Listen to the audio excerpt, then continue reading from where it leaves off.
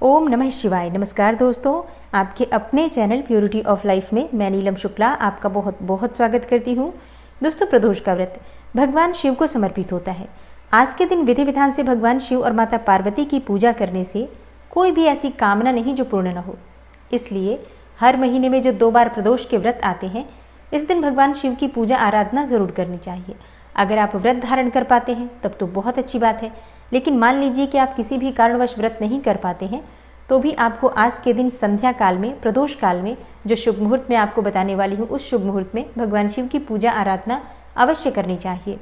जिनकी कोई संतान नहीं है उन्हें प्रदोष का व्रत जरूर धारण करना चाहिए, क्योंकि शास्त्रों के अनुसार प्रदोष का व्रत धारण करने से मन चाही संतति की कामना पूर्ण होती है। और जिनकी कोई संतान नहीं होती उन्हें उत्तम और योग्य संतान की प्राप्ति होती है।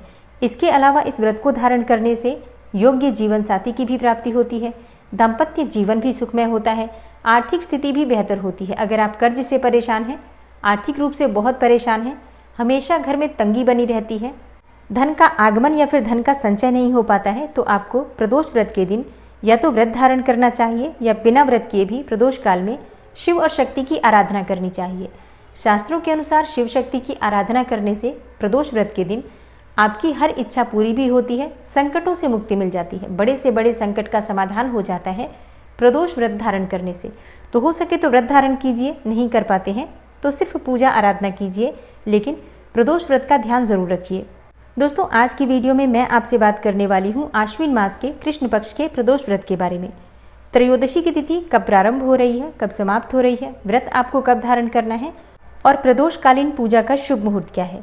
आज के दिन किस प्रकार से आपको भगवान शिव की पूजा आराधना करनी चाहिए, किन मंत्रों का जप करना चाहिए और कौन सा उपाय करें जिससे कि हर प्रकार की कामना पूर्ण हो। सरकारी नौकरी की कामना हो, विवाह की कामना हो, संतान की कामना हो, दाम्पत्य जीवन को सुखमय बनाना चाहते हैं, अपार धन संपत्ति की कामना हो, या फिर जीवन में अपने करियर में, व्यापार में, नौकरी में सफलता पाना चाहते हो। जन्म कुंडली में किसी भी बुरे ग्रह के प्रभाव से परेशान हो, शनि राहु केतु जनित किसी भी पीड़ा से परेशान हो, शनि की 7.5 से परेशान हो, तो भी आज के दिन आप अगर इन उपायों को करते हैं जो मैं आपसे शेयर करने वाली हूं, तो निश्चित ही आपको आपके जीवन की समस्याओं से मुक्ति मिलती है और मन वांछित फल की भी प्राप्ति होती है। तो आज की वीडियो बहुत महत्वपूर्ण है, पूरा ज़रूर देख लीजिए। अच्छी लगे वीडियो तो लाइक भी ज़रूर कीजिए और शेयर भी ज़रूर कीजिए फैमिली फ्रेंड्स के साथ। चैनल पर पहली बार आए हैं, अगर अभी तक आपने चैनल को सब्सक्राइब नहीं किया है, तो आज की वीडियो अगर आपको अच्छी लगे तो चैनल को सब्सक्राइब करके बेल आइकन को ज़रूर प्रेस कर लीजिए। इससे ये होगा कि इस चैनल पर जो भी नई वीडियो अपलोड होंगी उनकी नोटिफिकेशन आपको सही समय पर प्राप्त होगी। बात करते हैं प्रदोष व्रत के शुभ मुहूर्त के बारे में। देखिए, आश्विन मास के कृष्ण पक्ष की त्रयोदशी तिथि प्रारंभ हो रही है 11 अक्टूबर को शाम को 5:37 पर और समाप्त होगी अगले दिन यानी कि 12 अक्टूबर को शाम को 7:53 पर। ऐसे में प्रश्न उठता है कि व्रत कब धारण करें। देखिए, प्रदोष का व्रत धारण करेंगे 11 अक्टूबर को बुधवार के दिन। तो इस बार का जो प्रदोष होगा बुध प्रदोष का व्रत होगा। बुध प्रदोष का व्रत धारण करने से आर्थिक स्थिति बेहतर होती है। अगर आप कर्ज से परेशान हैं या फिर व्यापार नहीं चल रहा है आपका, तो बुध प्रदोष आपके लिए अत्यंत श्रेष्ठ है। संतान संबंधी कोई भी परेशानी है, बुधवार के दिन, प्रदोष व्रत के दिन पति पत्नी दोनों भगवान शिव की पूजा आराधना करें तो उत्तम और योग्य संतान की प्राप्ति होती है। अगर आप किसी भी प्रकार की बीमारी से परेशान हैं, विशेषकर त्वचाजन्य रोगों से परेशान हैं, तो बुध प्रदोष आपके लिए वरदान की तरह है। मतलब हर प्रकार की कामना को पूर्ण करने के लिए बुधवार का प्रदोष व्रत माना जाता है। आज के दिन जिस प्रकार से भगवान शिव और माता पार्वती की आपको पूजा करना है, उसी प्रकार से भगवान शिव के साथ गणपति की भी आराधना करना है। आज के दिन भगवान गणपति को दूर्वा अर्पित करने से मन चाही कामना, मतलब जो भी आप चाहते हैं, हर प्रकार की कामना भगवान गणेश पूर्ण करते हैं। तो प्रदोष व्रत के दिन यानी कि 11 अक्टूबर को बुधवार के दिन सुबह जल्दी उठ जाइए, उठकर स्नान कर लीजिए, स्नान करके साफ स्वच्छ वस्त्र धारण कर लीजिए।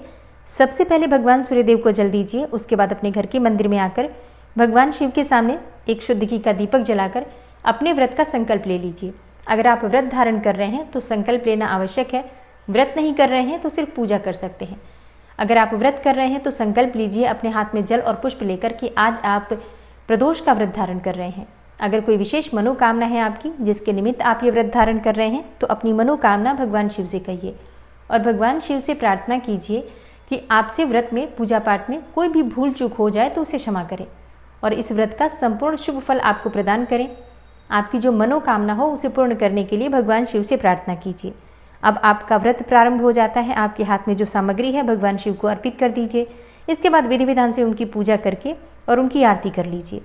और फिर इसके बाद जैसे कि आप व्रत धारण कर रहे हैं तो व्रत में आप फलाहार कर सकते हैं। कोई सा भी फल इत्यादि लेकर आप फलाहार और जलाहार के द्वारा प्रदोष का व्रत कर सकते हैं।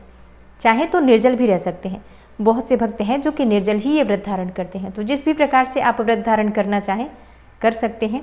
शाम के समय प्रदोष काल में विशेष पूजा होती है, तो शाम को प्रदोष काल से पहले आप स्नान कर लीजिए और स्नान करने के बाद साफ स्वच्छ वस्त्र धारण करके पूजा की सभी सामग्री लेकर आप घर के पास कोई मंदिर है तो मंदिर जाकर पूजा कर सकते हैं। अच्छा, पूजा की सामग्री क्या होती है? देखिए, आप सभी जानते हैं भगवान शिव को जलाभिषेक बहुत प्रिय है। तो जल ले सकते हैं आप जलाभिषेक के लिए, गंगा जल ले सकते हैं, दूध ले सकते हैं, पंचामृत ले सकते हैं, जो भी आपके पास उपलब्ध हो। और सभी सामग्री एकत्र कर लीजिए, जैसे कि भांग, धतूरा, बिल्वपत्र, अक्षत, पुष्प, चंदन, भस्म, मतलब जो भी सामग्री आपके पास उपलब्ध हो। इसके साथ ही आप फल ले सकते हैं, मिठाइयाँ ले सकते हैं भगवान को भोग अर्पित करने के लिए। चाहे तो आप खीर बना सकते हैं या फिर हलवा बना सकते हैं। अपनी इच्छा के अनुसार, सामर्थ्य के अनुसार सभी सामग्री लेकर और भगवान शिव की पूजा आराधना आपको करना है। चाहे मंदिर जाकर, और मंदिर नहीं जा पाते हैं तो घर में भी कर सकते हैं। विधि विधान से भगवान शिव का जलाभिषेक और पूजन करने के बाद जो आपके पास भोग की सामग्री है भगवान शिव को अर्पित कीजिए। फिर मंत्रों का जप कीजिए, व्रत की कथा का पाठ कीजिए और इसके बाद कपूर से भगवान शिव की आरती कर लीजिए। और व्रत में हुई जाने अनजाने गलतियों के लिए क्षमा प्रार्थना जरूर कर लीजिए। शाम की पूजा करने के बाद आपका व्रत पूर्ण हो जाता है। अच्छा, व्रत आप कर रहे हैं या फिर नहीं भी कर रहे हैं तो भी आपको पूरे दिन मंत्रों का जप करते रहना है। पूजा तो आप वैसे भी बिना मंत्रों के नहीं करेंगे, पूजा करते समय तो आप मंत्र जप कर ही रहे हैं। इसके अलावा चलते फिरते, उठते बैठते पंचाक्षर मंत्र नमः शिवाय का आपको जप करते रहना चाहिए। आज के दिन आप चाहें तो शिव तांडव स्तोत्र का पाठ कर सकते हैं या फिर शिव सहस्त्र नाम का पाठ कर सकते हैं, शिव चालीसा का पाठ कर सकते हैं। इसके अलावा आप कोई भी मंत्र जैसे कि महामृत्युंजय मंत्र, इस मंत्र का भी जप कर सकते हैं। और व्रत कब खोलना है आपको? देखिए, शाम के समय पूजा करने के बाद बहुत से भक्त हैं जो कि मीठा भोजन करके व्रत खोल लेते हैं। लेकिन अगर आप शाम को व्रत ना खोलें, अगले दिन सुबह उठकर व्रत खोलें तो ज़्यादा श्रेष्ठ होता है। शास्त्रों में ऐसा कहा गया है कि प्रदोष व्रत के दिन अनाज का सेवन नहीं करना चाहिए। लेकिन मान लीजिए कि आप व्रत खोलना चाहें तो मीठा भोजन कर सकते हैं।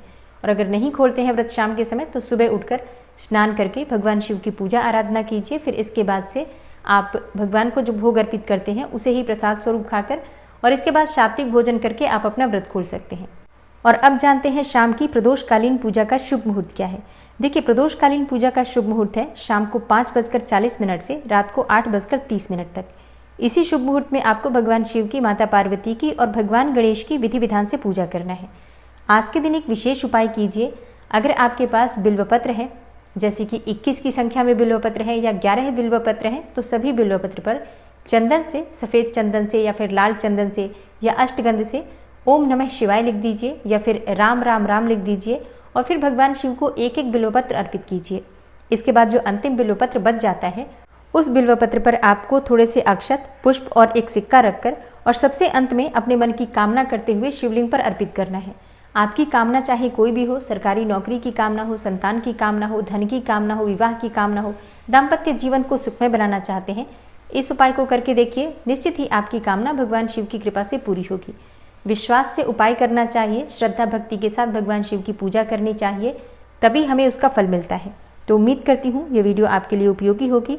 व्रत की कथा की वीडियो आपको कल सुबह मिल जाएगी।